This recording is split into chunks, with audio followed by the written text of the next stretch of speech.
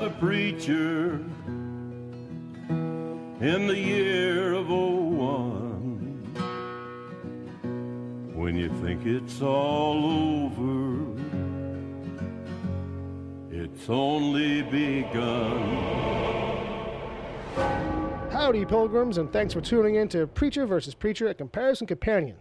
We're back. Each week we get together and not only recap AMC's series Preacher, but we directly compare it to the comic it's based on from the 90s by Garth Ennis and Steve Dillon. Who are we? I'm Bill Sweeney, and I got my buddy Dom. What's going on, guys? Welcome back. I got my brother Bob. Hey, what's up, everybody? And on the line, we got our buddy Agent Palmer. Hello. Hello. It's not his real name, but you can call him Palmer. Palmer, what's up, man? Thanks for joining us. Oh, thanks for having me, guys. Great episode this week. Thanks. This one, you heard it already? I think he was referring to Preacher. Maybe he means the Wicked Theory podcast, because that's where we're also from. And even Palmer, in a way, because he's like sometimes he's like the guy in the shadows over there a little bit. He's like an executive producer, I think. He's executive something. I don't know. Did we ever figure that out? Well, does he really produce executively? No. I think he does. I think you guys don't give him the credit he deserves. Ask. I'm going to need a much more fancy chair in order to produce executively. Because I feel like I need one of those big, high, leatherback chairs. Well, that's not in the budget, so I guess you're not going to be a producer. Yeah, so I'm sorry, the park bench we gave you is not working out for you? You know. You got to move it inside, man. All right, so if people want to ever email us, they can do it at pvp@wickedtheory.com. Is that Wicked Theory thing again? And you can follow this show at Preach vs. Preach on Twitter. We're on Stitcher, iTunes, Google Play Music. And at those places, you can subscribe. I actually think you can find us on other apps as well now, like SoundCloud and places like that, just by rote, because we're everywhere else. Well, yeah, I mean, certain apps do kind of just pick up whatever's on iTunes. Right. So if that's the case, like we're on probably TuneIn, maybe a couple other ones. Yeah, TuneIn, you can definitely get SoundCloud, I think you have to upload your files to. I'm pretty sure on that. Yeah? Yeah, SoundCloud's going to die anyway, so I wouldn't worry too much about it. Whoa, scoop. Don't do that to me. Don't do that to me. I was just finding it. No. Well, it's everywhere now. You can get that app for everything, including your illegal Cody sticks now if you want. So I guess what it comes down to is, hey, it ain't going to hurt to search for us on an app search. No, you're going to find us. We have 116 episodes of the other show, plus what now? This is going to be, we're going to 20-something for after this season for this show? Yeah. Like around 20 episodes? Yeah, but it's definitely not in the same places. No. So give it a search. Give it a search, kids. And then that's going to put that away. Our buddy Agent Palmer has a blog. You should check him out, agentpalmer.com. Writes about entertainment, geek stuff, nerd stuff, always with his he's got reviews of a lot of things, actually. But he's got interviews, too, once in a while. He's actually got a little interview on there with the guy who wrote the original source material for Atomic Blonde. No way. Yes way. Anthony Johnston. Yeah. Nice. Yeah. Very nice. That's a nice coup right there. Yeah, give him a bell, Bob. You got 2 bells for that. Oh, that's all right. All right. I mean, come on, don't wear it out. We're gonna need it for this episode. Rewind. How about we just rewind all that and we go with and a 1.5. Jesus Christ, is this bit over yet? All right, so we like emails, but can someone just send us an email where Cassidy got that corgi shirt, that flying corgi shirt this week? Because I definitely want one of those. And if anyone knows, I'll tell you right now. If you go to Dave Blass, you go to his account. Okay. He's from the staff on The Preacher. Yep. On the Preacher show. Yeah, the one that we like. The Preacher. All right. The Preacher. Well, loosely. Okay. I said like George Bush. The Preacher. So he just put up a link actually a little while ago. I saw it there. It's been floating around too, but there is a shop that sells it. I think it's like a $30 T-shirt, by the way. Oh. Okay. And there's an upside-down cross behind it, though, which you really can't make out on the TV show.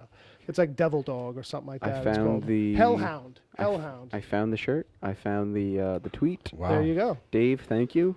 There you go. Technology, folks. And Dave listens sometimes. We'll see if it's in my budget. In seconds, you went from having no clue where to get it to being able to find it. Technology, man. It's great. It's scary. And in about 3 more minutes, you could probably buy it. Did you? You probably already did. No, it's like 30 bucks. I really hope the Grail doesn't get a hold of this technology. No. that would ruin everything. Yeah, $30 plus probably like $30 shipping. So the last thing to go over is the spoiler. Just a reminder that we changed it up this season. If you haven't read the books, we're going to spoil all that, basically. Well, why not? Why not? Why exactly. haven't they read the book? It's been in print since the 90s. Come on, folks. And the show's on for 2 seasons. And if you haven't read the books, hey, man, no better time like the present, really. Might serve you better in between seasons, so you don't get lost in things as much, maybe. But definitely, I think you should do it. If you haven't done it yet, hey, go do that. And if you're just hanging around and hear the spoilers, well, fine, cool. That makes you special. Big recommendation from us, that's for sure. All right, so real loose. Now that we're in a spoiler zone-ish kind of thing, just real quick before we get into the breakdown, what'd you think? Well, I like this episode more than I've liked most episodes. Right. But I like this episode more than most simply because of we got a lot of stuff that was from the book. Sure. And I know I'm being a stickler with that kind of thing. I just can't help it. I'm trying to sit there and enjoy the show for what it is. Right. But then they go and do they go a little over the deep end with the goofball shit. Yeah, a little bit sometimes. Like the drunk cart and the dead cart. Yeah. You know what I mean? Fair and enough. I was like, all right, come on, All right, without getting it, but without breaking down the episode too much. This one was like a mixed bag, but a little bit leaning towards a little better. Oh yeah, absolutely. I enjoyed it definitely. There you go. Which I couldn't say too often in the past because I keep picking on the fact that it's getting so far away from the book. That's why I started with you. All right, so Don. Yeah, I kind of agree with Bob. I think each week I like it more and more.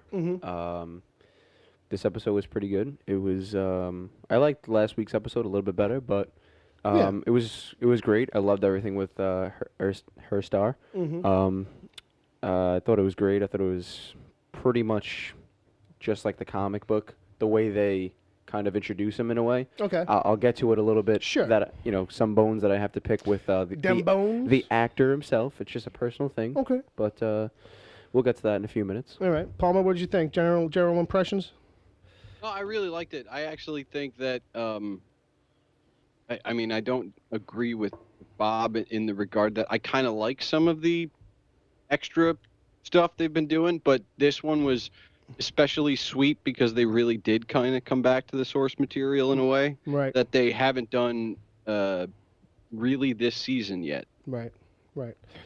No, it seems to be a consistent thing where it's like, because they're back on track a little bit towards the books for us. So I gotta agree with that. Like, it's definitely being back a little bit more towards the books. The shenanigans are never gonna, the goofy side stuff I feel like is just never gonna always land for everybody every time.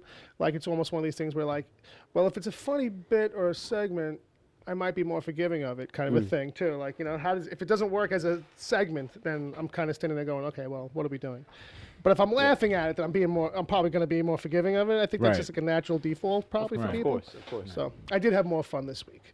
Yes. Yeah, I think the difference from my point of view from Palmer is simply because I think his point of view is that stuff is added, where I'm looking at the same stuff as being instead of. Yeah, I mean, you could say that too. I mean, that's definitely a situation that's going on. It's all. This is all perspective. You know what I mean? Yeah. And it's not that they're writing a bad show. Right. They're writing a very good show. Right. It just at times isn't the show you want. Well, most of the time it's not the show I want.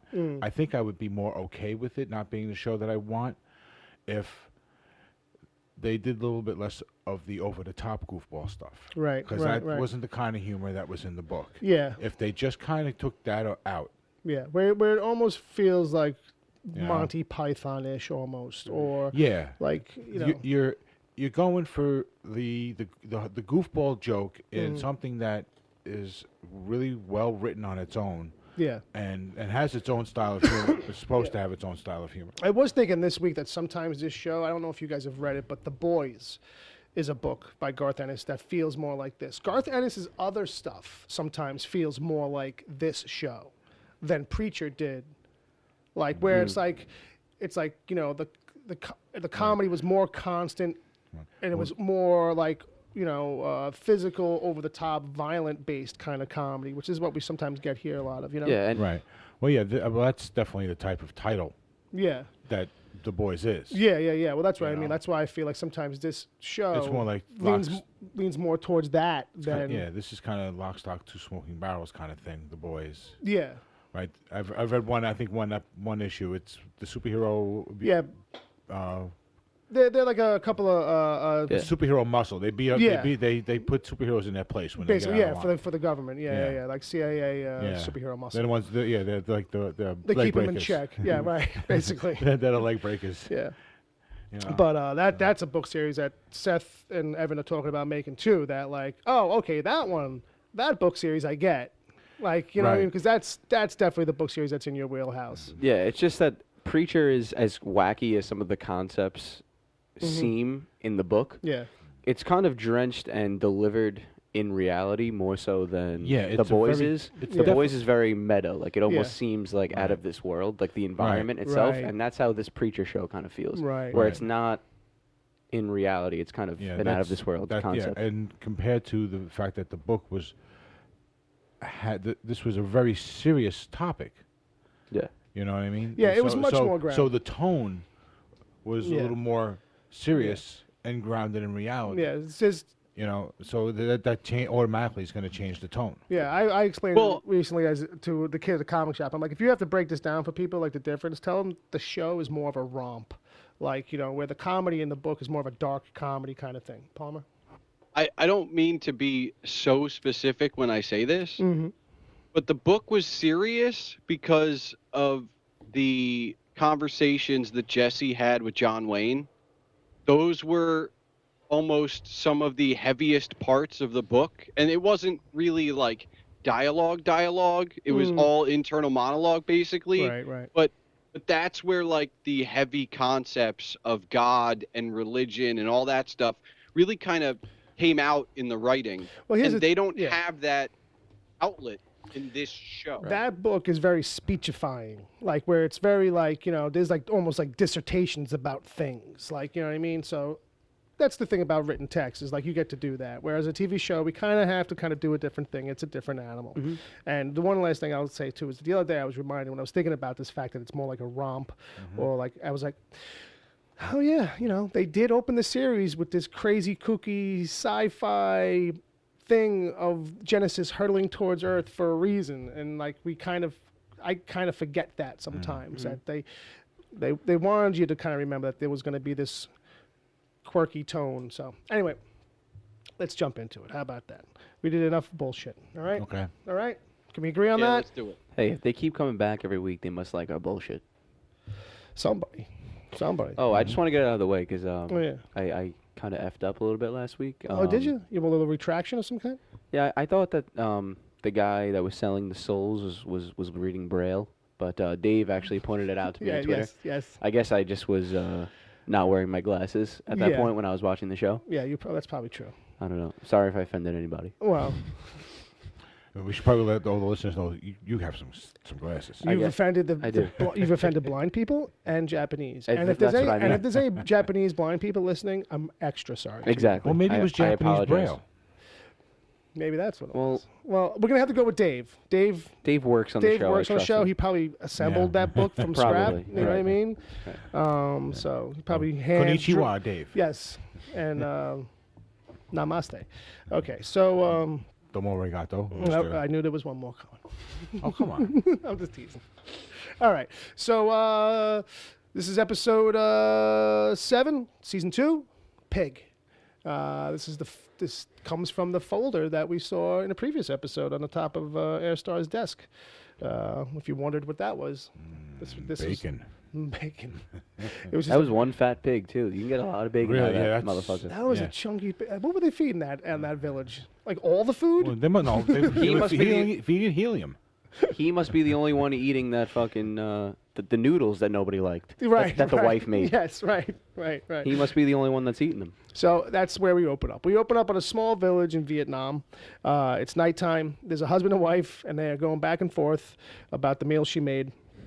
When she sees something over in the distance, she screams like a horror movie actress. The husband sees it and he drops his food, but he wasn't enjoying it anyway. And then we cut to it's daytime. Herr Starr's arrived on the scene. He's greeted by a kid in an Atlanta. By the way, yes. Falcons win the Super Bowl shirt. 2017. That was a wonderful detail. Like really I apologize to anybody in Atlanta who didn't like that detail, but that was brilliant. So we'll explain that real quick for anybody who just kind of didn't get it because maybe you're not a sports fan or you just don't get what's going on there because you're not from the States.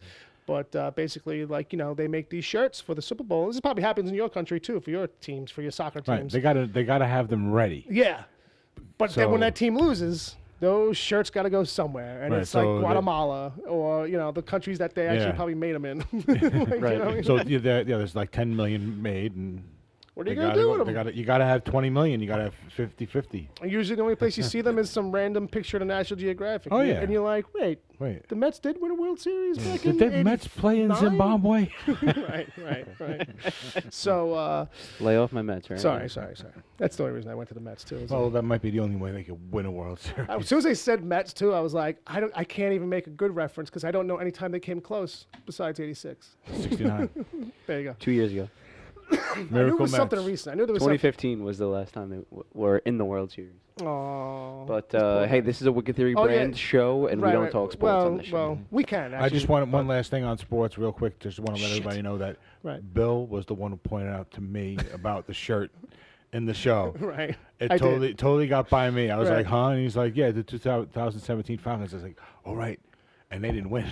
Right. The only reason I put it together is because as soon as I saw the shirt and the logo was that blatant, I was like, that can't be right. That's got to be they're playing on that whole like third world country gets the shit shirt. Right. All right. So then, Herr Starr's arrived on the scene, and so that kid takes him through the weeds to a scene of some people gathered around, and there's a floating pig. I guess the inference I thought was when pigs fly, that kind of a thing. They really don't elaborate just yet on why he's actually there for it or what's the point. But well, he's trying to prove or disprove signs of God. That's right. Well, that's right. Right. That's definitely what we figure out. So yeah, but that pig was fat. Yeah, that was a really huge pig. It just might have been filled up with helium, though. They might have just shoved a tube up its ass and.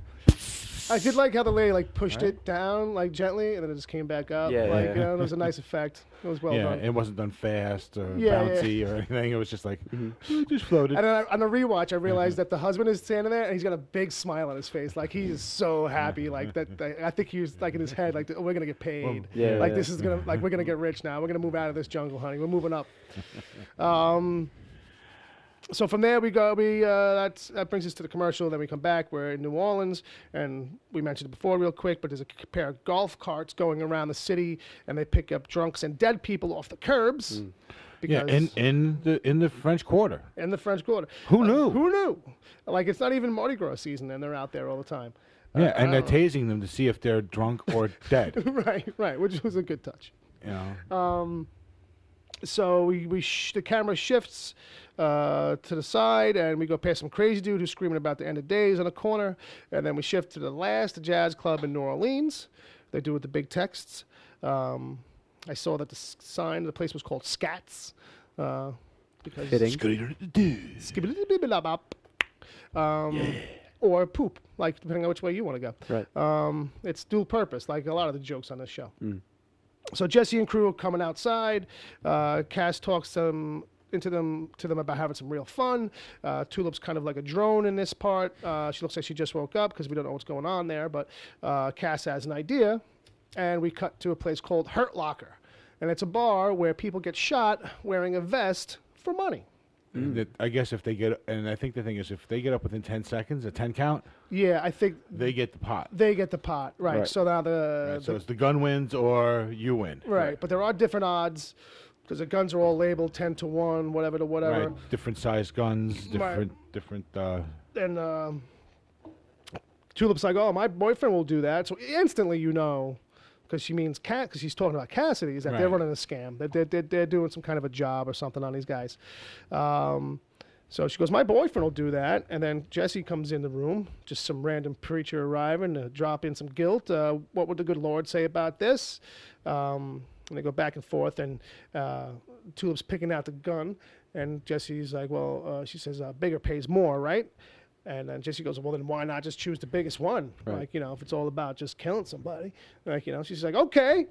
And, Cassidy gets that quick look of, well, I don't know if we need to go for the biggest. And then so out from under the counter comes this big, I'm pretty sure it was a Python revolver. I'm not sure the brand or whatever, but. I think it looked like a Desert Eagle to me. Well, I don't know Desert Eagles to be revolvers. I don't know. Oh, no, I'm not too good. No, if it was a revolver, it wasn't a Desert Eagle. Yeah, don't ask me. 357. We'll just say that. I live in New York City. It was a hand never cannon. Seen a gun. As some people say, it was a BFG. It was a big fucking gun. There you go. So Tulip gives Cassidy a kiss as part of the scam. Yeah, let's talk about that for a second. Yeah, that was a kind of a long kiss. Well, real quick, he barely has time to register it before he's shot. Just as he's like, okay, gentlemen, he doesn't even get to the men part before they shoot him right in the chest, which was funny. But yeah, I mean, that's the thing that they're doing. They're keeping that little bit alive of Tulip and Cassidy having this thing where Cassidy's obviously, she knows full well Cassidy's hung up on her, but she's willing to just, play off it and get what you can out of it. Yeah, regardless if it's for a scam or a bit or just for herself. This is a media thing, right? In a book, yep. Maybe in a movie, it wouldn't be this way, but this is television. Right. And television loves its triangles. Yeah. So it doesn't matter if it's Cassidy who's hanging on and everybody else knows it's not a thing. Right. Tulip's going to play that because the writers are going to be like, we have to keep the triangle going. Well, here's what I was telling Dom about the triangle before the show. I was saying, it wouldn't be so bad if, she knew that he was into her, and the whole thing was that he wanted her, but they just had never fucked. The fact that they fucked, I feel like, kind of makes it weirder that, for some reason, Well, hold on. Does it make it weirder knowing what happens? We know what happens, and I don't know how much spoiler you want to give away in the books. Well, that's the thing.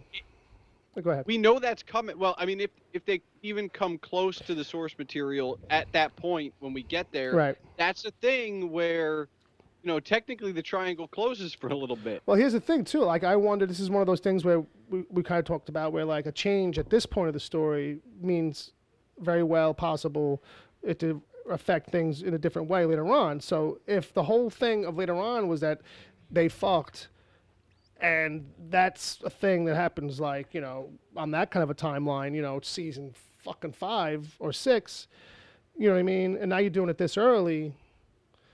It doesn't mean anything when they do it later. Right. So you got to do something different later. They wanted to give it a different context up front here, I think, because I think the triangle of two guys with the third wheel who's in love with the girl, we've seen that. So them having them bang, I think, was a way of trying to put an extra layer of context on it. So you kind of maybe, I don't know, get why he's hung up more, maybe. Yeah, but after having sex with someone, if you know that they're really not into you, you can kind of walk away. Yeah, I think you've burned it off in a sense. Yeah, you know what I mean? You got it sounds really small, but I think it's a thing. I think you're right. That lust in the moment. Yeah. I think it goes away. Yeah, I think you're right in a way. Sure. Yeah. I don't know. Unless the sex was so amazing that it's wow, now I'm more hung up on you, or B, you're an obsessive fucking problematic person. Right. Which maybe they're setting him up to be that. So I think that's where you're getting the issue from with this whole thing. Because I'm like, okay, now what? He doesn't care? He should be fawning over that kiss more, I think, if he's really, really hung up on it. Yeah, yeah. Well, he definitely didn't get much time, I'll tell you that. They shot him right in the fucking chest. I think they do. That's true enough. I think they do a decent job of showing you how much he does care, though, in that moment, because she says... she fake says, I love you. And the way he says it is almost so much more dead ass. Meaningful. Yeah. She's just saying it, whereas he's like, no, I love you too. And he's looking her in the fucking eyes. There's a point, because I did a rewatch where it's the smallest, stupidest thing, but when they kissed, she just kissed him straight, like, but he did this thing where it's like when you're kissing and then like you do it like a stop and go again, like kind of quick, like you're eating the face almost. But it was tiny. It wasn't that dramatic as I'm describing, but it was that move, and I was like, wow, that's a subtle thing.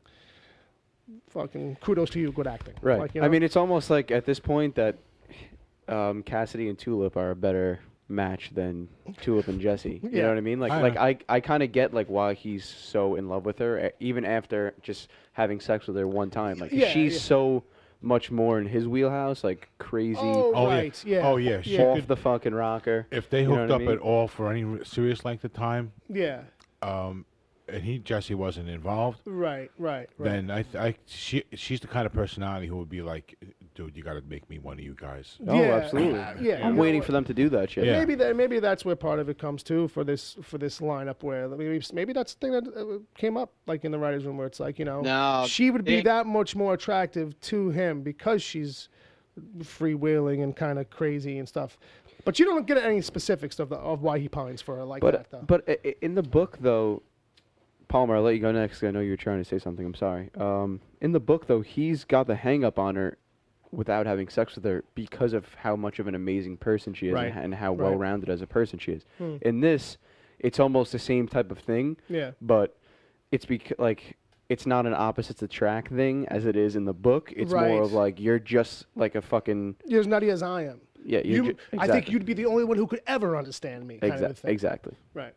Right. Yeah, and I think Bill, and you're going to get to this. It's like the next thing is, we find out about Dennis and Cassidy won't do what he can do. And I feel like that's a thing where we officially close the door on the potential for Tulip asking for that because of how against it he is. Right.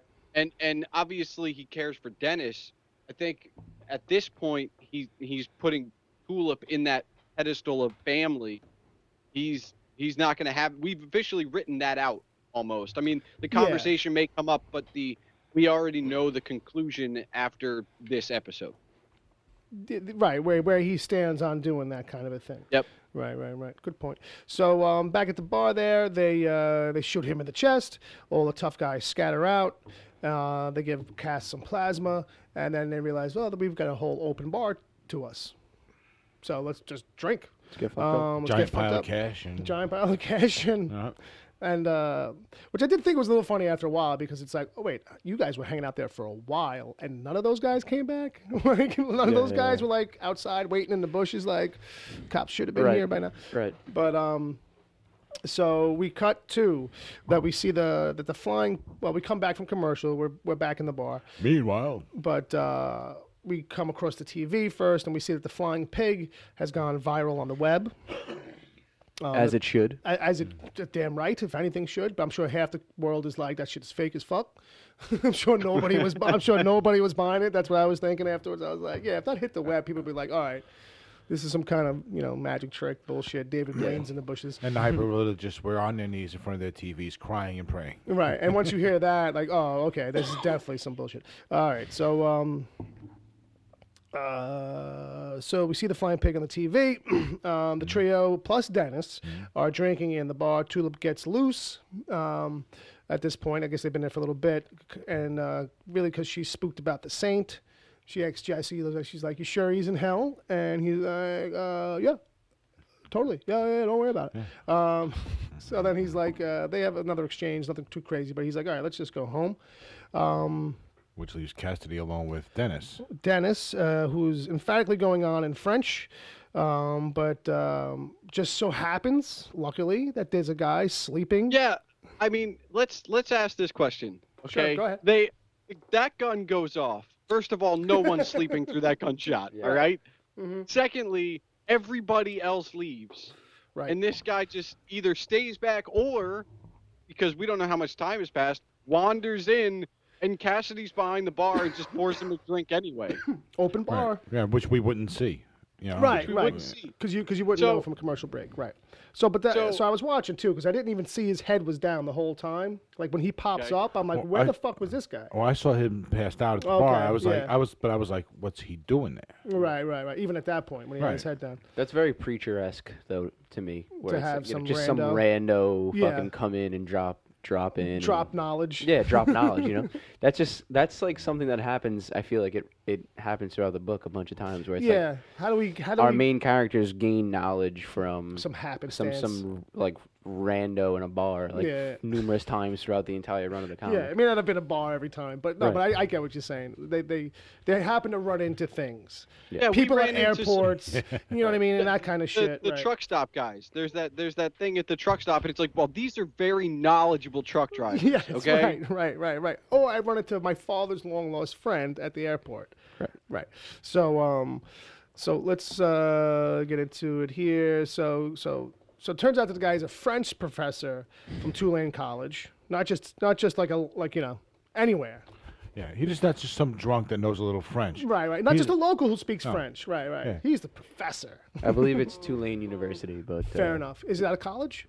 Yeah. So I was still kind of correct. Yes. Okay. All right. But he basically does a translation for him. Says that Dennis is dying. He's got heart disease, and really, Cass can help him to live forever. So the guy who's translating is kind of saying it like, I don't get it really, like what he's talking about, but this is what he's saying. So they got that out for that. But Cass says no, and in that case, Dennis says, well, then I guess I will just die hating you. Mm-hmm. And Cassie says, yeah, well, most people do. Right. So basically, we're just kind of getting this more of this, So ultimately, Dennis wants him to turn him into a vampire. I say let him die. Yeah, because here's the thing. I feel like, all right, it might cure your heart disease, but I don't think you're going to stay the same age. Yeah. And that's true. And, Well, it's funny because they don't. Garth Ennis doesn't really lay it out too much in the book because they are loose with their vampire mythology. He's very young in the comic, Cassidy, when he gets bit by a vampire. Yeah, he's supposed to be like a teen, like a young teen. 15 when he gets because it happens to him when he's fighting with the NRA. Yeah. World War I, I think something had to do with World War. Well, the Irish Republican Army stuff. Yeah. Right. Yeah. And so he was sneaking into the army at 15. Yeah. So that's fair. That's fair because here's the whole thing too, that there's supposed to be an aspect that he's supposed to be like really weathered and worn too. Cassidy. Yeah, you know what I mean? So which is an odd thing. If he heals all the time, how could you get weathered and worn? But whatever. Well, it's what it is. He's weathered and worn from life, and it's one of those things where they haven't gotten a chance to get into it, and I don't even remember where it happens in the comics, but it builds throughout the comic series where it's like, oh, I had this, and then everybody died. Like he's had to start over so many times because he just outlives everyone else. Yeah. Well, right, yeah, that you get more of why he doesn't like being a vampire in the books. Now, maybe we'll get that down the road in this series, but in the books, it's layered on. Like every time they do a little bit of backstory about his stuff, he's so remorseful about and then I moved on. Like that's just a thing you get from reading the books. Yeah, I mean, maybe it doesn't feel as forced in the books because it's not like how sometimes on a TV show, it's like every episode we must hit these 3, 4, not just on this show, but TV in general. Right. Like it feels like sometimes it's like, okay, we have to constantly give like little reminders of our character traits all the time. Like, so I can see how that is. So, so back there, so he says, no, I won't do it, blah, blah, blah, blah, blah. So then we jump back to Vietnam. Starr is on the phone while the Falcon fan is polishing his shoes. He says on the phone that it's serious, that they're praying to a pig. We should prep the invalid scientist. We'll get back to that. He eats that woman's horrible food. Didn't like it. Didn't like it. Makes a face. Talks about bringing in like 30 operatives, basically just to kind of like wipe out the whole village. Sips on some of the nasty local water and then gets an idea. He hangs up the phone, says to the boy, I was young once. And then it goes into flashback. Yep. And now, Bill, I did want to tell you, I did a little bit. I was trying to find Herr Starr's backstory in my books, and I couldn't find it. Yeah. But what I did find was that apparently in 2009, Herr Starr was ranked as IGN's 66th greatest comic book villain of all time. Out of how many? I don't know out of how many, but he cracked the top 100. And when you figure how many villains there are in Marvel and DC alone, that's pretty high for like what I would call a third-party villain. But what if it's one of these shitty lists? So it's like the top 67. I don't think. You know what? I'll say this: if it was at a 67, I don't think he'd be 67. I don't know. I kind of think it's a pretty good high number because you got to figure that. Oh, you're going to have a whole kinds of craziness in that list. It's not like it was about German sex pervert. Right. One-eyed. He's a very specific type, and it really was right. White hat wearing, red tie wearing assholes. You know? Right. But no, that's a good factoid. That's a nice factoid. So this is it. We get his setup, his backstory for the most part. Yeah. For as much as we need right now, anyway. It's 2004. He's stars in a Grail office. The top guy. I don't think we really catch a name from. Gives us Starr's full name as Klaus Helmut Starr, which is as German as you can get. He's a German elite operative, blah, blah, blah, blah, blah. And he's being recruited. To go back and forth a little bit, he says, tell me, are you Christian? And he says, does it matter? You can hit the bell again, basically. If it does, then I am very much Christian.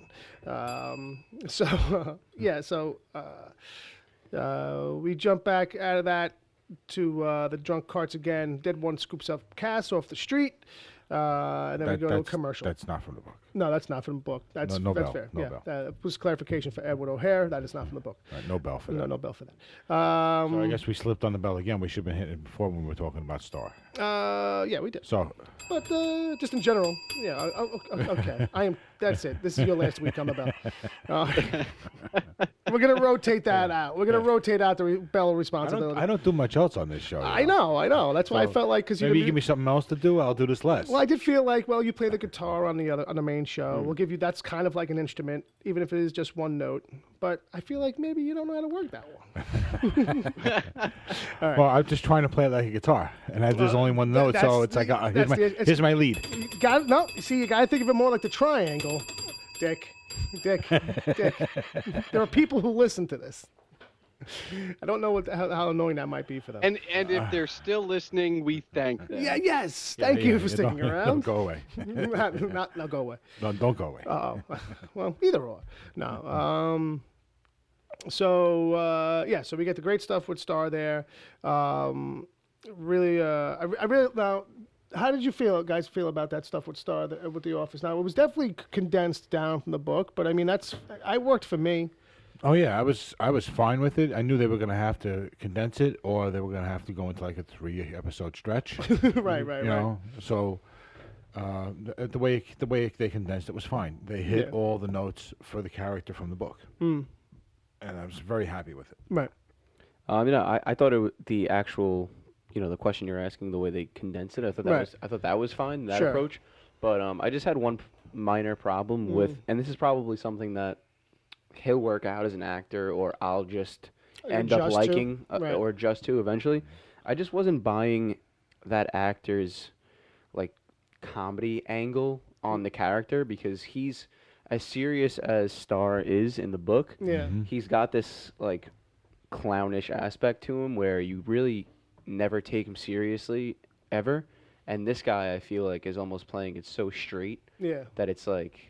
See, that's the thing. Like, I feel it's almost like too serious. That might just come down to interpretation a little bit, because I always felt like the opposite of that, where like I always felt like in the book, like what was always funny was that he was so serious all the time that you end up making a clown of him. But he's his own stupidness is what or over the topness and being anal retentive. Right. Like the whole thing with the validating the parking. Right. Like that was like a stupid kind of a thing, but it reminded me of the inverted commas scene like when he starts shooting the fucking manuscript or whatever it is, because report, because Featherstone's not filling it, she's not doing it right, which I'd love to see. And that's a valid point too. I guess it's just, I don't know. I guess I just wasn't used to it. So maybe once it grows on, maybe the more I see it, it'll grow on me. But I was thinking, like, I would think people might be more taken off because it's like a character coming to life. So you haven't considered what they would be like moving around. That's probably an aspect of it too.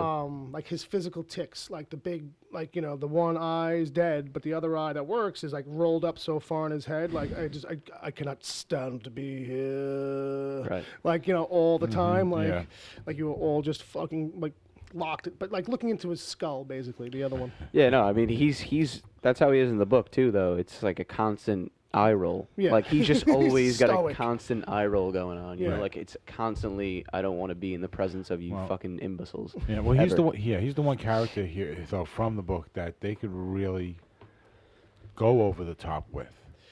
Because he becomes the punching bag in a way. Right. Right. Yeah. You know what I mean? And they could do all the goofy stuff that I was saying that I didn't like overall. This is the character that kind of stuff. They can funnel it now through this guy. Because that's kind of what's going on with him when we see him in the book. Yeah. He's stuck in the desert. I'm just laughing. We're probably thinking different scenes, and I'm just laughing. If they do the thing with the head. Yeah, with the hats, trying on all the hats. I'm not even talking about that. I'm talking about Jesse. I'm talking about Jesse with the knife. With the knife. Yeah. All that. Yeah, all that stuff. Yeah. That's exactly how it's gonna come off. I said it before, and I'll say it again as a reminder. I really think eventually, like when he loses his dick, spoiler, that because it happens in the. Don't worry, we're not gonna tell you how. It happens in the comics. Well, that's the thing. I think the way that I think the "go fuck yourself" will be Jesse saying it to him. For him. To him now. That like they may have kind of put it in a back burner, as a thing where it's like, well, I don't know if we want to do it yet. But wouldn't it be funny if we shifted it around where like Jesse did that to him instead of like the dog or whatever that gets him? And if they haven't come up with that idea, they should be listening to this so that they can use that idea. Dave, you know what I mean? Dave, if you're listening, if there's a suggestion box on the set, feel free to slip a note under Seth's story. If they've decided already not to use it, this is the way you might want to talk them into You might want to integrate it. You might want to like go to Seth and go, and he'll go, oh yeah, that's actually pretty good. Dave, you can steal it too. I don't care. Dave will be like, you know what I was thinking the other day at the lunch table. All right. Just get them to keep listening to the show, our show. Get them to like our show.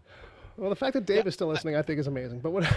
Yeah, I agree. If he listens to this one, I know he listened to the last one because he called Dom out. So that was good. Well, if he's listening now, thank you for listening. All right, good, Davey. The origin story for Herr Starr is kind of what I would have liked for some of the other characters as well. Right. It was condensed. Like, you know what? If they had done this with Saint of Killers, I think I would have been happier in season 1/season, because I like my one issue with the Saint of Killers in season 1 was that it was so spread out. And I know that this condensed it and it took some of the punchlines and, they could have had a lot more fun with it, but it seems like it fits so much better getting it all done in between commercial breaks than expanding it and only doing like the first third and then now we're down to 6 and doing it next week. Like, I kind of like that. Yeah, absolutely. I mean, well, it fits what you know and what you expect as a presentation goes. Season 1 was a bit of an experiment for that, I think. You know what I mean? And also too, I think the thing was that like, it's like, how do we introduce him but not put him on Saint of Killers? How do we introduce him but not put him into play really just yet?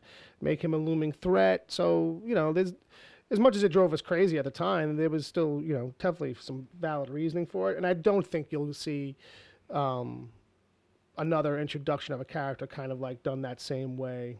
I don't think you have to worry about that. Plus, there's no other really major characters like that, I think, to come in a sense where it's like... No, I don't think there's anybody that really needs that kind of you got Saint of Killers now, you got Herr Starr. I mean, we have other people along the way, but they're not top level like players in the game, let's say.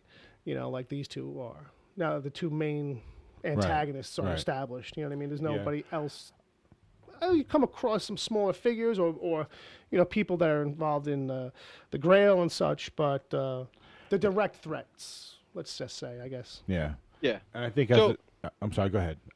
I was going to say, Bill, how far are you leading up to the question? Because at the end, when he takes over, is, that's a fast forward from the books. Yeah. Because it's the only reason I'm hesitant about liking that fast forward is because you see him plan it out to a level that will come back when he plans future stuff out.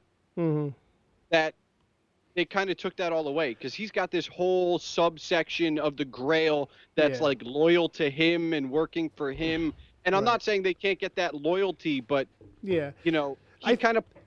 I think they fast-tracked him in a way that gives him the best of both worlds. Because I said this to Bobby, too, because we were talking about how, like, all of a sudden, like, he's now, like, he just runs the whole fucking thing. Like, he just takes over the Grail, and, like, and it's like, well, there are still other people bigger than that guy that he was talking to. So even if that guy was, like, some number 1, and now he's, like, the number 2, he's really, like, number 10 on the list still. And that's 2004. So since then, he's been an operative, working his plan. Nowadays, he's probably got, like, Featherstone Hoover and a couple other, like, this clandestine inner circle that services just him. And, he still has to make that move to become the real true top dog, in a way. That's true. The All-Father and Daronique and all these guys out in France. So does that mean we're supposed to infer that he is now in charge? I mean, with the time jump, are we supposed to get that he's now in charge of the Samson unit? I guess, because I seem to think that guy was in charge of the Samson unit, and so now he's been running it. And it was a little odd that, like, you have a stack of folders on your desk. Top one's marked Pig. Underneath that's Jesse Custer. Then at the end of this episode, you get on your phone call. Somebody else reminds you that Jesse Custer is next on your list. Yeah. So it's like you would kind of know that, I would think. Well, it was a thing they did for the audience to just kind of cement all that. Well, either that or he's reading up on potential ones, and they're like, this one's the bigger threat. Sure. I mean, this is where you're going. We don't know what stack of files that is. That could have been the in stack. He was working on the out stack. You know what I mean? He was those were incoming. He wasn't done with the current stack for that week. So let's get back into it. All right. So anyway, they scooped up Cassidy off the street, and then they do a thing with Tulip. No, I'm sorry. Who scooped him up off the street? Baskin Robbins. Baskin Robbins? Dead cart. The dead cart. Yeah, the dead cart, because there was 2 carts, a dead cart and a drunk cart. Right. So Tulip has one of these double dream things happen. A little dream inside a dream, and it's not as cool as Inception. Yeah. But so the first one is like real ethereal and weird and very super obvious that it's a dream. She's being choked by the Saint at one point. Basically is what it comes down to. Thanks for that. She wakes up, she makes some tea, and then like it goes into this whole thing was trying to give you the horror movie vibe because the show at times they've said this. They used every trope. Yeah, they've said at times they kind of feel like this is a show that they can do that with, and I got it. It worked. I mean, I'm a grown adult, so I wasn't scared. I knew what was going on, but it was working. It was working a little bit. All right. So question for the room real quick. Did anybody think that it was going to repeat? Because there was a part of me, and I was hoping it wouldn't, and I'm glad it didn't, but I'm watching this going, oh, shit, please don't let this be like a living hell loop. Oh, okay. Yeah. So when she got, and then, so how it goes is that we get that horror movie vibe, and it's like, oh, shit, he's in the room, and then he shoots her. So for a second, it's like, oh shit, was that real? Right. And then I was like, oh shit, did they do what they did in the book and they just moved it up like that crazy soon? Yeah. Which for a split second I was like, oh, that would have been good. That would have been ballsy. That would have not have seen that coming at all. Yeah, that would have been yeah, good. But but they have to do something with the family. Yeah, well that's the thing too. They can't leave them out. No, yeah. That's and I have a feeling that it's like when we get there, like that's the kind of thing that'll happen during that phase and all. But I think Cassidy will be left to his own devices in Louisiana, in New Orleans, maybe. And that's like we might get to see some of his backstory. Like whenever that goes down. Yeah, well, they do kind of bounce away from each other a little bit. So yeah, there's a little bit of group separation goes on. You're good? Yeah, I'm good. Okay.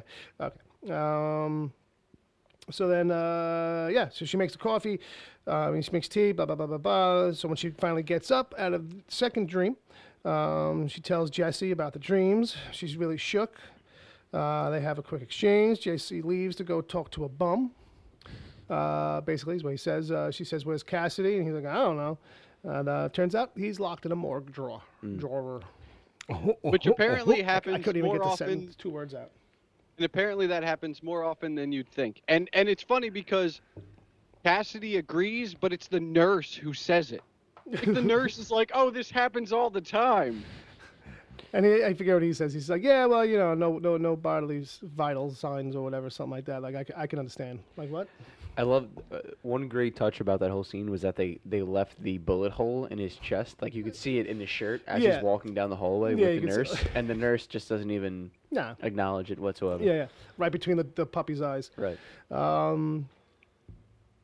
It's just mean. So he walks down the hallway, right? Yeah, but before that, because we jumped ahead a little bit. Oh, okay. So he's locked in a morgue drawer. We go to we come back from commercial. We're in a flashback for Starr still. This is the tryouts. So we get to see the guys with their shirts off. We know as soon as we see the double nip piercings. Yep. It's not in the book, but we just you kind of know. You kind of know. Yeah. That's Starr. So this is the thing about to validate the parking. I made a little note. I like it's the anal retentive stickler for things like this, rules, the inverted commas.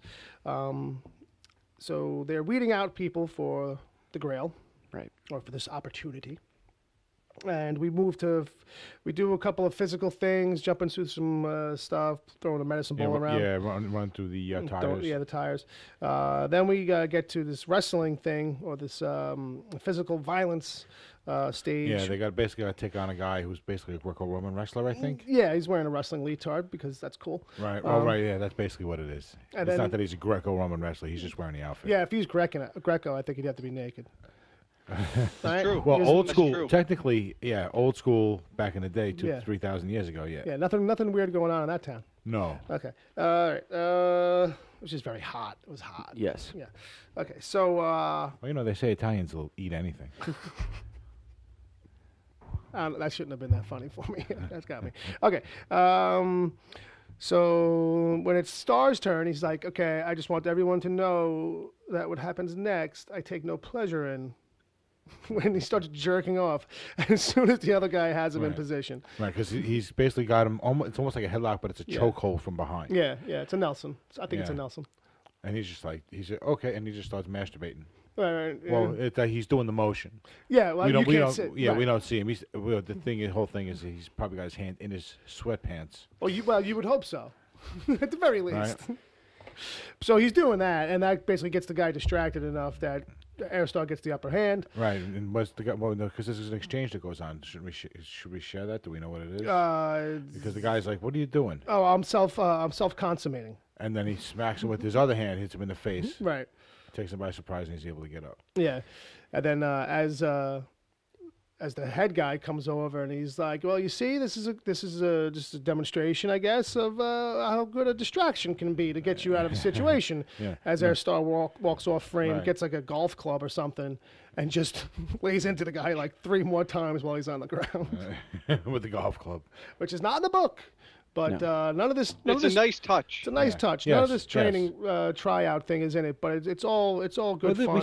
We see something. There's some. There's in this here. I don't know about flashbacks in the main book, but in this here, in the one shot that's in here, I skimmed through it. There's nothing really from his pre-days. They don't do a training tryout like that. Something might be mentioned, but there's definitely. I do remember at a point in the book where he shoots his rival for the position.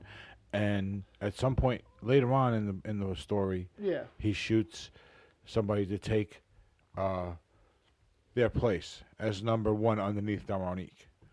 Oh yeah, fair enough. Yeah, fair enough. Later on in the main series, yeah. Right. So, but I'm thinking there's another instance where he's taking. It's like in the shootout we see in the episode. Okay. Where the one guy's just aiming at the target, I think, and then he takes him out. Yeah, I think he does that to somebody else. He does that to somebody else, but they're wearing military outfits. Yeah. It's a different kind of exchange. I think it's like on a field or something. Oh, maybe during the like a police training thing where they pop out and all that. There's something like that in there. Okay. All right. So sure. I'm gonna roll with it. So he goes and gets the golf club, beats the crap out of that guy. Then we move on to the art of seduction. And the first guy woos a young, beautiful female agent, I guess. Might have just been a stand-in actress for the. Well, she was enjoying exercise. it. Yeah, she actually kind of got taken by his loveliness. Yeah. His little charismatic way. Which is so funny. Which was one of the better scenes throughout this whole training exercise thing for me, because it was like, all these guys are young, much younger. They've all got like 20. He's got like 20 years on all of them. Yeah, right. They're all in great shape. Mm-hmm. He's got this. He's rocking a dad bod with the double nipple piercing. Nice. With the chain going through them. Nice. Right. Gotta love the chain. They're all, they're guys that you would imagine. You're wondering how's he going to compete in this? Exactly. Yeah, these guys are all his better visually, you would think. Right. So.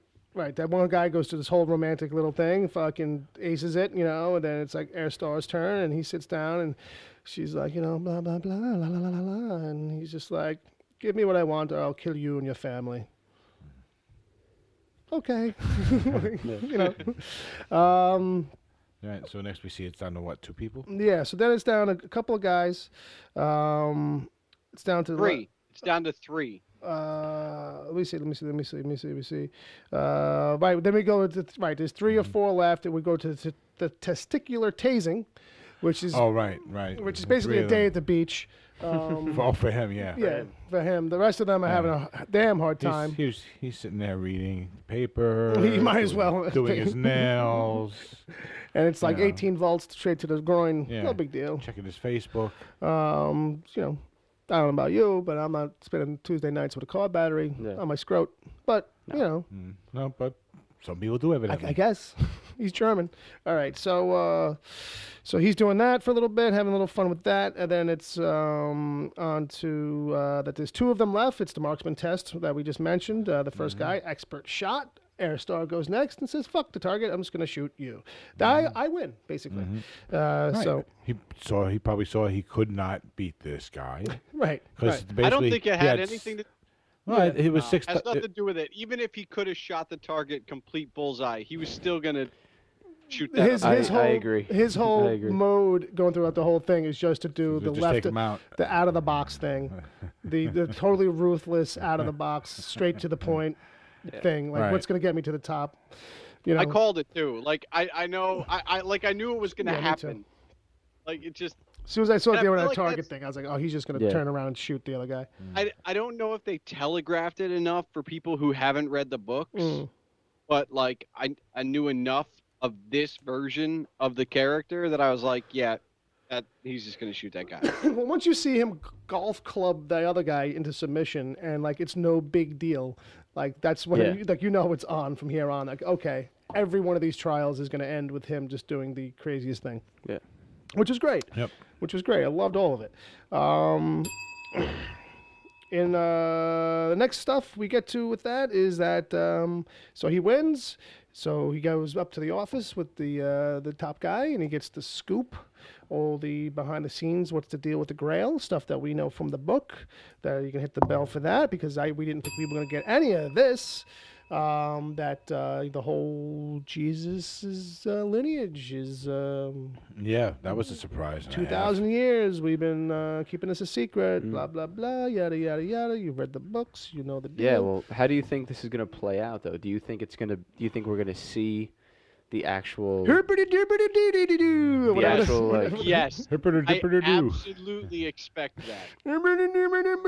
I think that's really the only way to do it. Yeah. Really. I mean, if you're going to do it, you either have to stop right here or go all out. Yeah. Here's the thing. We may not get that kid running around as much as like he pops up. The poop flinging. We might see enough of it. I don't know if we'll get like, because...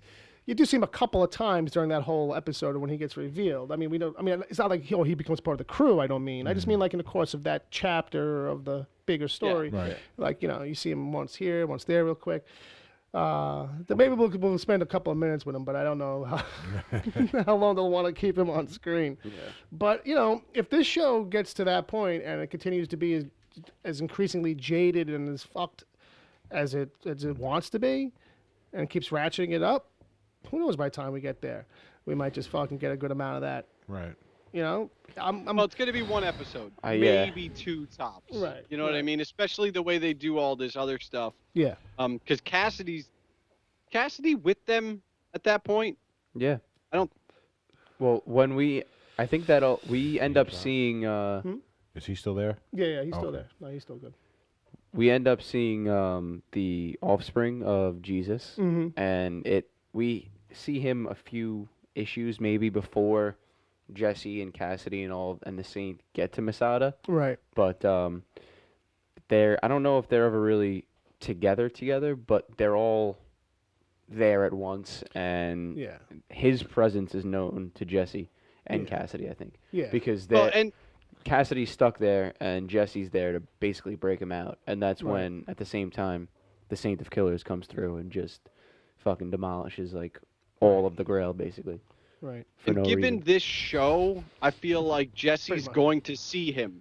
Like, they're Absolutely. never in the same panel together, but given this show, they basically will be at some point. Yeah, as long as, hey, look, this show likes to kind of take some of the ideas and go crazier with them. So I don't know if it would be a blessing or a curse. It just depends on how they execute it. But like, if the kid hangs around and ends up in the car for a ride, like with them and shit, like like he becomes like the new fourth wheel.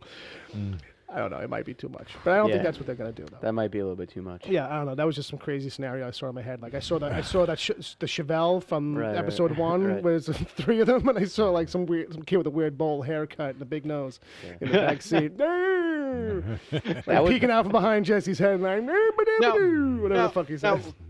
For the record, for anybody who's still listening that hasn't read the book, Bill is not overselling this. Just in case people are thinking, if anybody's still at this point and hasn't read the book, like, and you're curious, and this is why we tell people to read the book. Well, here's the thing that's funny too about certain people, like Ed, who like kind of gave up on the book because it got a little blasphemous early on. Like he didn't even get to the blasphemous stuff. No, he got through like the first couple of issues worth of material. Yeah, they're moving around a piano upstairs or something. I don't know what the hell's going on up there. All right, so let's get back into the breakdown because we're almost through it. All right, so he gets the prize, he gets the position. So he gets a suit, Oh wait, real quick. After he gets the scoop, he says he was hoping for something more like atomic warfare, not myths and legends, which is funny because in that One Man's War. One shot that gives you his background and origin. In that, when he finally gets to break down from the Grail, that's their big mission. Yeah. Because it's written in the 90s that their big thing was like, in the year 2000, because I was just skimming through it. We're gonna thermonuclear war. Jesus is gonna come back. It's gonna be a big thing. We got a big plan. And even then, he was very like, yeah, really, huh? Like kind of like very ho hum about it. Like very. Well, the whole thing is that he ends up finding that idea out, obviously, and he says to himself, well, wouldn't it be great if we do that plan, but I'm the Messiah, basically, or Jesse's he really wants Jesse to be the Messiah. Right. That's why he's after Jesse in the first place, because he knows Jesse has the word, and he knows that Jesse could show people that he has like a supernatural God-given ability, basically. At one point, his idea was like, I guess I'll be the Messiah. But then when Jesse becomes like, okay, I can use this guy instead. That guy comes on his radar. And you know what? I don't think we're that far off from that, because if they're going to cross paths this season, that maybe it doesn't happen this season, but by the middle of next season, that's going to be Herr Starr's plan. Absolutely, and it's like there's a thing they could jump to at any time too, because if it's like 2004 is when he kind of ascended to power, and then since then he could have had any conversations with anybody at, the Grail. Their plan obviously has changed. Obviously, like 2000 came and went. 2004 might not feel like a long time ago. Well, I just when you actually work it out. Well, what I head. mean is compared to the book, like because the Grail on the show. Probably during the year 2000, they were probably like a little bummed out when they were like, "Yeah, I guess that nuke war thing didn't work out. Yeah. We're gonna reform this plan here." You know, it's like anybody following the Mayan calendar was a little like bummed, like, "Oh, I'm gonna have to figure out something else, I guess, for the weekend." Right. That's all right. You can always just blame inaccuracies in the math 2,000 years ago. You know what I mean? That's exactly it. Exactly. They were using sand. They were counting with sand. It's the whole 6 hours. Oh, don't start. They were counting with sand. It's the whole leap year thing. That's enough right there. This is math. All right. So with that, he finds out that he also killed Lincoln. He gets his suit, and then basically it's like okay, and pushes the boss over the edge. And then takes over, assumes control, basically. We go to commercial, but when we come back, we get to Jesse and the corner preacher. Basically, out of this quick scene is that they just agree to go for a beer. Then we cut to Cassidy in the hospital, which we mentioned before. He sees some people mourning a dead loved one. Not a loved one, but a loved one. Loved one. And that kind of reminds him of poor Denny. Yeah, my baby boy. Tulip goes back to the gun bar and tells the guys how she, Cassidy, and Jesse scammed him. And this gets her basically into the game. She's obviously running in a dark place right now, and so she takes a shot to the chest with the vest, but then she gets up and she asks for more. All right, so then we jump back to Jesse and the bum preacher talking about the end of the world. And basically what we get out of that is that, the end of the world is coming. Well, maybe people selling their souls is probably a sign. So I would agree. Yeah, we really didn't get a lot of traction with the original trio this week. We got, some basic stuff happened, but no real kind of forward movement too much. I thought Jesse was going to get something a little bit better out of that preacher, like maybe his next place to go look or something. Right, no. Not quite. So then we jump back to Herr Starr in Vietnam. The pig is dead. The villagers are dead. The water has been contaminated. His next assignment is Jesse Custer. We cut back to Jesse watching TV. There's a sign. We don't see the TV, but we can hear it. The scientist is talking to some kind of news host, but it's like Stephen Hawking's kind of computer voice. Very much so. And he explains that the water made the pig float, that there was extra hydrogen atoms in it or something, and that like a meat balloon. Like a meat balloon? Yeah, like a meat balloon. How do you? Are you a scientist? No. Well, then shut up. And that's just how it ends, really. It kind of ends on that. Jesse kind of looking like he's ready to fall asleep on the couch. That's how he always looks. That's how kind of a little bit. This Jesse, anyway. So I kind of glazed over some I thought I wanted to get into a little bit more. Nope, I can't think of it. But I don't know. So where do we go from here? What do we think about moving forward next week? Did we see the preview or anything? I will say this: I don't really pay attention to the previews that much, but I will say I'm incredibly impressed with the balance of this episode, given that Cassidy has slightly his own storyline, even though he's with them for a good chunk of it. And Tulip's got her own thing in her own head, and Jesse's out with the preacher on the sidewalk preacher. Like, I kind of like that we bounce around, and it just feels balanced. Like, I don't feel like, oh, what's happening to so and so. Like, we don't spend so much time away from any one character, and I feel like this is a good sign because we know that this trio is going to split up again. And if this is the way they handle it, that would be great. Although, Bob, I apologize now because there are parts in the book where Tulip goes away for like 3 months. Yeah. And in a television show, they're going to have to make up shit for her to do in that meantime because they're never going to go like 5 episodes without getting back to Tulip. And I can only imagine you will not like whatever they come up with. So I apologize for that now. Okay.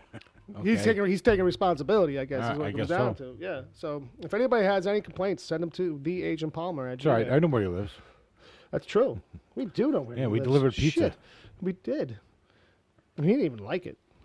Good pizza. What are you talking about? It's not even like he still has the pizza box or anything. Only the tops. Only the tops. We should have autographed them for you. You know that place. Yeah. With that place, if you put the box out on the curb so that the delivery guy sees it when it's out for garbage, then you get free pizza. Is that how that town works? Yeah, well, that's how Jimmy Mac's and Danino's work. I don't think that's true. Local pizza. Actually, Jimmy Mac's does. What is the thing? What is the bit? If they see that you put the box out for recycling, yeah, but by itself, so people can see it. Really? Like that's right. So basically, like you put a lawn sign of a empty pizza box on your lawn, and they're like, "Oh, you're advertising for us. Here's free pizza." Or no, I think it was like $2 off a pie. Something they do something for that. That's funny. That's funny. They're a classy joint too. I wouldn't think that's something they would do. That obviously started as a goof and got out of control. I bet. Yeah, people liked it because it was like, oh, good. You make sure people put it out for recycling. No, right, and then face it out. You have to face it out with the name so people can see that you eat Jimmy Mac's pizza. You should, yeah, fair enough. What were you gonna say, Palmer? I see you have your hand up, young man. Yes, you brought it up a couple times in this episode, so I want to ask this question. Yeah, this is the final thoughts kind of section here. How disappointed will you be, or excited will you be, if they do or don't do him shooting the manuscript because of the inverted commas? You literally brought that up twice today, so I expect that you really want to see that on the screen. Yeah, it's one of the, it's like one of those key moments, I guess. You know what I mean? I don't know. It's one of those stupid out of nowhere fucking moments of absolute his analness driving him to lose control, which I think was always a great fun bit, where it's like, you know, it was always a fun thing that was a little different to me about like how he would the root of his obsessive compulsive control issues, like are the in a more realistic way were the things that triggered him to lose control, as opposed to like some other things where it would just be like, oh, I want, you know, coffee, and then shoot the TV or something like that. It was always like something really oddly specific, like that was just if not just something like kind of generic or like, you know, you could relate to. It was always like some fucking really ridiculous thing. Tiniest little thing. Yeah. It was supposed to be the straw that broke the camel's back, kind of thing. And it wasn't so much that it was like, oh, inverted commas, I get it, inverted commas, am I right? Mm-hmm. Like, nah, it was just one of those things. And plus the imagery, it's just one of those images that sticks in my head of him, just the way he's fucking holding it up and shooting it. Could easily blow off his own fucking hand as he's doing it.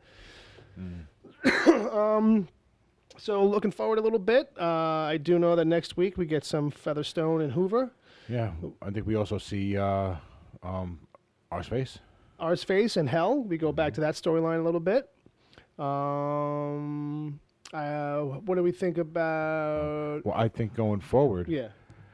Not just talking about next week, but in general, I think going forward, I'm probably going to start being a little happier as things go along, because I think we're going to start seeing more people who generally have to take place within the book. Right. You know what I mean? Right. Things are going to be different.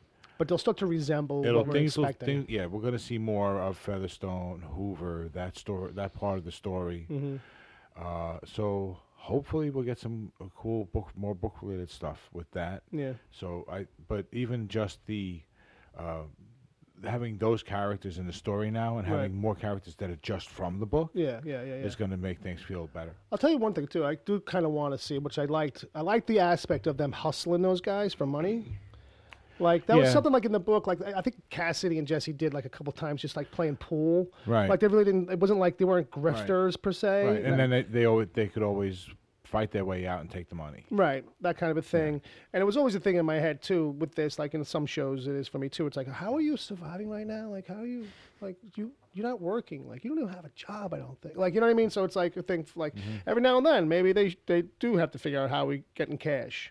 Right, yeah. And another thing too, at some point, like, I know it's like one of these, you know, more stupid stickler things, but I think at some point they're going to have to get rid of their cell phones, because it's like once they find out how like powerful the Grail is, like you're walking around these days anyway with a tracking device on you, basically. Well, we get that next step. We get that with the cam or the surveillance with Hoover and Featherstone from the previews. So So at some point, you're right. That's probably going to be the linchpin for it. Also, it'll become about burners, buying burner phones and all that stuff. There's a few shows that have done that. Well, yeah. I mean, it's a thing. I know. I remember when Sons of Anarchy was on. Oh my God! It was all about the burner phones. With the burner phones. Burner phones. Constantly. Like you're watching a classy show. Yeah. Like Breaking Bad. Well, it makes sense though. Sopranos. Like yeah. It's the good. It's a sign of like some nasty shit's going on. Right. Anything else? Talk to me. Yeah. The one question based on the preview is. How much longer do you think Arseface stays in hell? Like, is that something they hold on to for the end of the season? Or do we get 13 episodes? Go on. Yeah. So we got 6 more. I don't know, man. It just feels like a thing where it's like it's probably going to be to the end of the season. Like, and he'll get out at the end. Yeah, I could see them stretching it out a little bit. Because they can, I think. I thought that was part of the dilemma that was going to be happening next week was they realized that someone's in hell is not supposed to be there. Maybe. Yeah. I mean, I overheard right before like the end of it. Oh yeah. Okay, no, because I saw the trailer too, but I couldn't remember any of it. I just remember Bob's visuals. Right. It's one of those things where it's like one of you isn't supposed to be here, and we will find out who or whatever. Yeah, I mean, but that's. I'm just laughing at the idea of just the concept of it, like being in hell and being like, one of you guys snuck in. I know you're a big fan of this place, but not cool, buddy. Not cool. I'm sure that's been planned. Yeah. I just wonder, like, if they do hold it to the end, do we get Arseface on a motorcycle as the end of the season or the beginning of the next? And his new buddy Hitler riding on the back, holding his waist. Yeah, just to me, this show, the way it's gone, like, I feel like there's no real reason for him anymore. I just feel like he's just so irrelevant now at this point. I don't know. That's a fair point. Just to me, they put him off the grid in a way where it's like he's... You don't realize how easily he is dismissed until like he's dismissed. It's like, like you don't know what you got till it's gone. Well, sometimes you don't know. Yeah. It doesn't matter what you had because when it's gone, you don't care anymore. I mean, and granted, he is one of the more irrelevant characters in the book. He really is just there to serve a comedic punchline type thing, And he has his own storyline in a way. Well, Well, they've clearly just. No, go ahead, Palmer. I was going to say they've already taken away the. He's got this parallel storyline that, can be completely separate. Mm-hmm. But at the very end, with when they all come back together in that little town, they've already done part of that storyline. So. Yeah, you can have him meet up with them anywhere, but I mean, the way it all comes together, they've done that storyline already. Right. Yeah, I mean, what's the thing is, you just know that they've just decided to sideline him right now. I think. Oh yeah, well, he's definitely one of the characters they want to use. Yeah. But they're not using him yet because they want to get so far in the story. Yeah. And that's basically what they've done with Saint Achilles. They've used him as a teaser for season 1. Right. And since they teased him season 1, they had to use him a little bit. Yeah. And now we're going to get, we might get in the middle of next season, and we'll see him again because the Grail will find him or something. I don't think we're going to see him until we get to Masada. I mean, basically, I think that's... Yeah. Honestly, I mean, you might see little bits of him, but as far as him interacting with the gang again, I really don't want to see him come after Tulip. I kind of feel like he's going to follow them all the way. Yeah. Jesse still can use the word on him again. Yeah. So I'd rather wait until then and build up some suspense with him. I agree. I think that's where they were going with putting him off to the side with the whole drowning him in the swamp and sending him to hell type thing. Well, you know what? Here's the thing to think about. It's different from the book, but he's in that swamp right now. So let's say we get Jesse's family stuff go on. Mm-hmm. What if he gets pulled out of there on purpose for some reason? Like Jesse needs him, or someone finds out about him. He's in there. Maybe the bank. Because here's what's probably going to happen, right? That company's going to track down their truck maybe in the vault in that thing, pull it out, not thinking anything's a big deal. Right. That could be how he. And then he goes on the hunt for the guns because he can sense where they are probably, and that's how he'll probably have a scary reuniting with Tulip. Maybe, Oh, Yeah. I just, and I know Palmer agrees with me on this. I just have a problem with them staying in one spot. Me too. For so long. Because I feel like that's the thing. Like, it's like, okay, I get it. If it's like it's every season, we kind of have to just kind of lock down and be in one locale because it's like how a show has to work. It's budgets. It's shit like that. I get it. You know what I mean? But like 1 season, 1.5 seasons per place at the most. Right. You know what I mean? And it wouldn't be too bad if like you kind of felt like you were coming in a season from one place. And then, like, you know, like, you know, try to make it feel like we weren't really bracket. here. Yeah, we'll bracket the season with exits from one place and entrances into another. Yeah. Right. I mean, I'm obviously rational with how I understand that they, for money reasons, they can't be bouncing around like that. But if you pay close attention to the show, there's a lot of scenes that you they can make green screen anyways. Yeah, so and you can make anything look like anywhere to a degree. That's what I mean. Like that whole scene with. You telling me that wasn't Vietnam? Right. Well, not even just that, but that whole scene with Starr and the head Grail guy when Starr throws him off the rail. Yeah, that's like so green screen. Yeah, it's out of control. They went for a look with that. That's what I mean. They leaned into it. They were like, yeah, this is going to look a little phony, so let's just go lean into it. I think the other thing is they're going to have to, and maybe it's when they split it up, or maybe they're saving the multiple locations for like a season 3, season 4, when they know, like, all right, we're going to get a chance to get, I don't know, 5 or 6 seasons and finish the story. But at some point, you got to put them in New York. And Cassidy's the only one who sticks around New York for any length of time. Yeah. And that's when we'll get his backstory. But, and then you got to take him over to France, which can be anywhere, but they're not in France long enough for a season. Like, there are just some parts of the story that they're going to have to move location 2 or 3 times in a season, just because there's no, like, what they're doing now. If you had asked even just us, having read the books, like, we could have put some of this together in one location and mixed things, but there are just parts of the story that are impossible to keep in one location. And if you did, you'd have to kind of like rework them, or maybe you'd be bringing in other aspects to, you know, you'd be combining kind of like storylines or something, kind of like where they brought Quincannon into the first season kind of thing. Like, maybe you'd have to kind of smash some things together. Maybe that's like, you know, you won't meet Desaad, Jesus Desaad, or Jesus Desaad, until it doesn't make any sense to make him actually French. But you know what? They could put him in New York. But here's the thing. I think this. Where do they see him? I think he's a throwaway. He's in L.A. That was in Louisiana, wasn't it? I thought he was out in L.A. I thought that was California. Yeah, I think that's California. Okay. That's in the very beginning of the book. Yeah, that's what I mean. That's why I thought. Okay.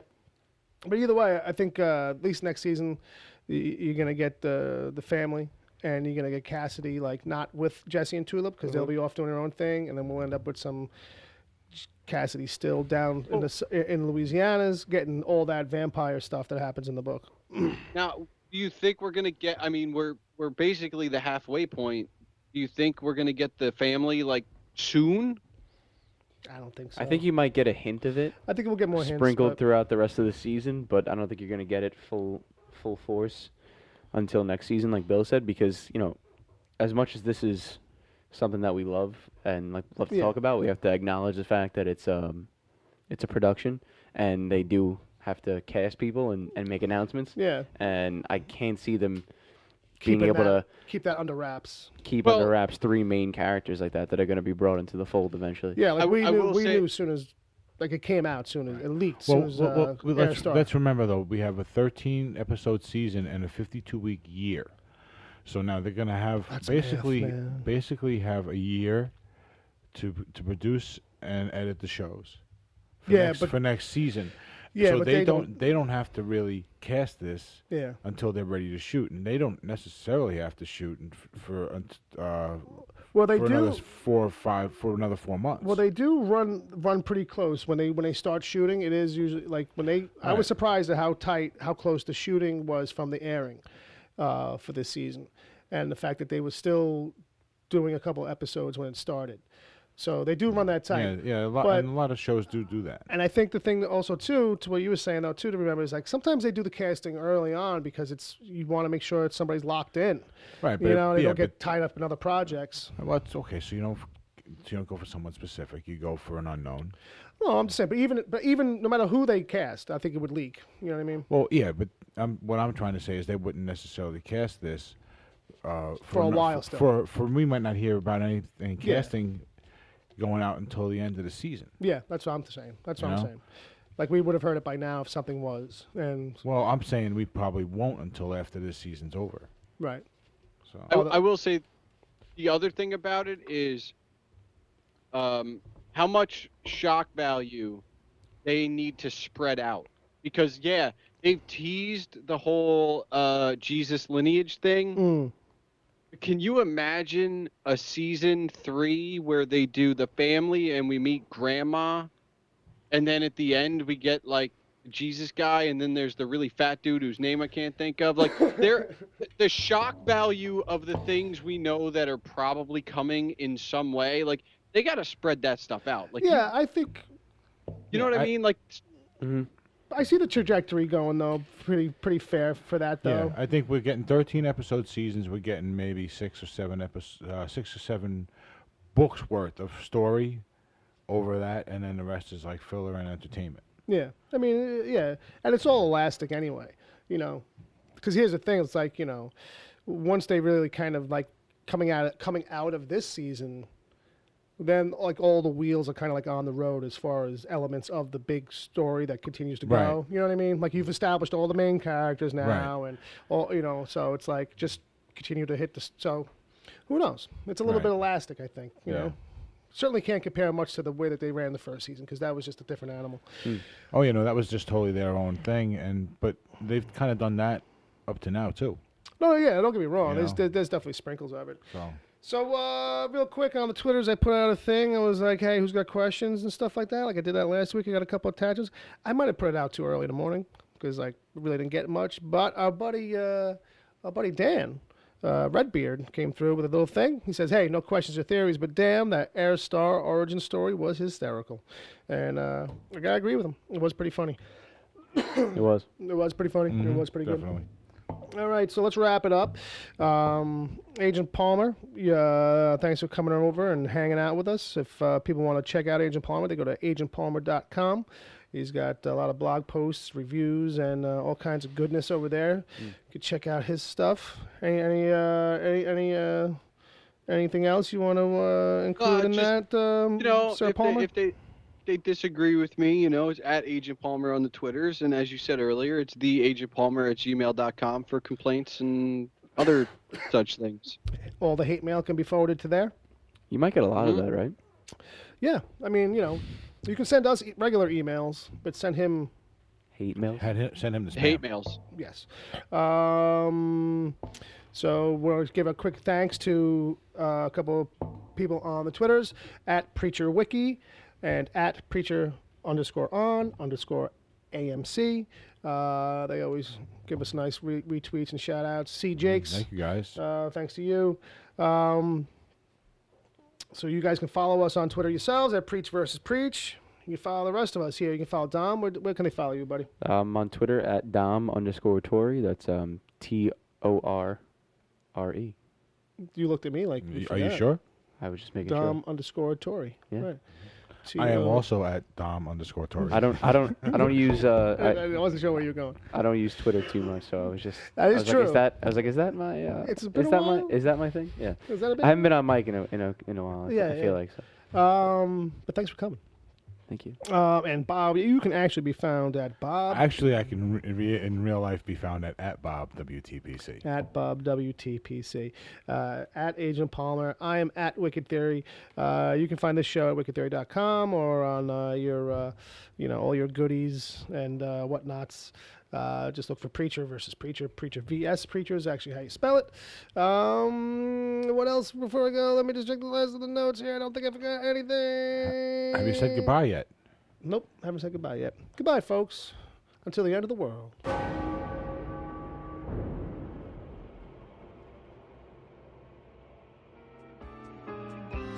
The Wicked Theory podcast is heard live every Saturday at 7 p.m. Eastern until whenever. Just go to mixler.com/wicked-theory. Mixler is MIXLR. Sign up to join the chat. Then click the follow button to get reminders whenever the show goes live.